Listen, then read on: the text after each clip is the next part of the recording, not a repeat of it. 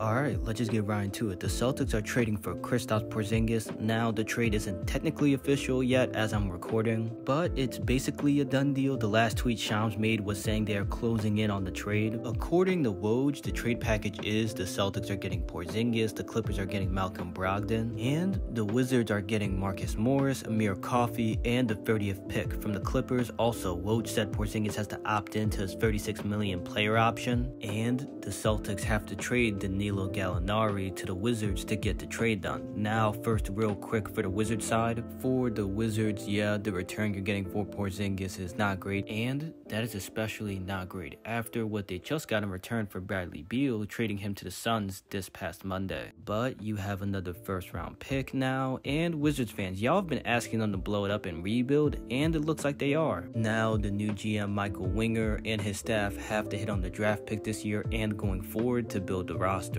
Now, for the Celtics side, I really like this trade for them. First, I want to shout out Brad Stevens. You can say he's been a better GM than he was a head coach. He turned Daniel Tice in the late first-round pick from last offseason to now getting Porzingis this offseason. For Porzingis fit with the Celtics offensively, he gives them a very good stretch big. He shot 38.5% from deep on 5.5 attempts last season. You can have Porzingis run pick and pops with one of Tatum, Jaylen Brown, Marcus Smart, and sometimes Derek White as the ball handler. The Celtics can legit go 5 out sometimes, having a lineup of Smart, Brown, Tatum, Al Horford, and Porzingis, or having a lineup of Smart, Derek White, Brown, Tatum, and Porzingis at center. You can have Porzingis run dribble handoffs at the mid and high post, and have someone cut to the basket on the opposite side or around where Porzingis has the ball in the mid or high post. This will help everyone, but especially Tatum and Brown get easy looks at the rim, leading to them getting in a rhythm early, and help the Celtics offense become less stagnant. The Celtics can also give Porzingis the ball when he has a mismatch in the post and let him go to work, which means Porzingis shooting over that smaller defender. Porzingis has become good at attacking closeouts. He averaged 1.23 points per possession last season when attacking a closeout, which ranked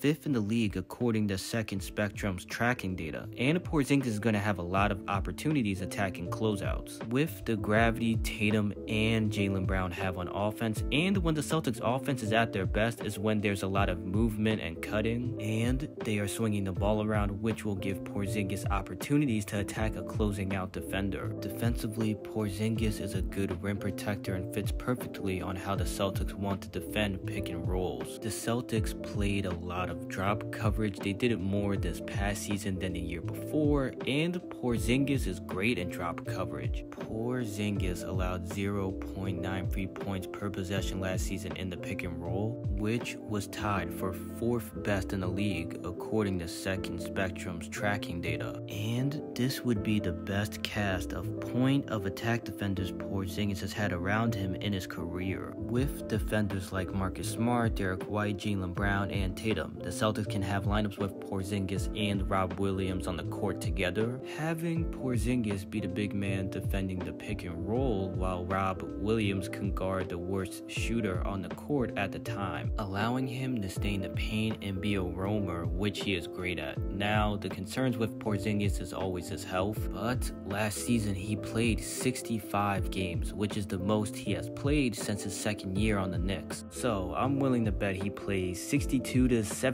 games this year, which is enough. Lastly, for the Clippers side, they get the point guard they have been looking for in the entire Kawhi and Paul George era, and they didn't have to give up a lot. Malcolm Brogdon can be that secondary ball handler while providing some complementary scoring, which he did with the Celtics, leading him to win 6th Man of the Year this past season. He was very efficient. He averaged 14.9 points per game, 4.2 rebounds per game, and 3.7 assists per game while shooting 48.4% from the field and 44.4% from deep on 4.4 attempts per game. He can play with both Kawhi and Paul George and be the lead guy with the bench unit, but I imagine he will be the starting point guard. Now, like Kawhi and Paul George, Brogdon does have some health concerns, but he played 67 games last year, so I'm willing to bet he will play around 60 to to 69 games this year, which is enough. And yeah, this offseason is already getting crazy.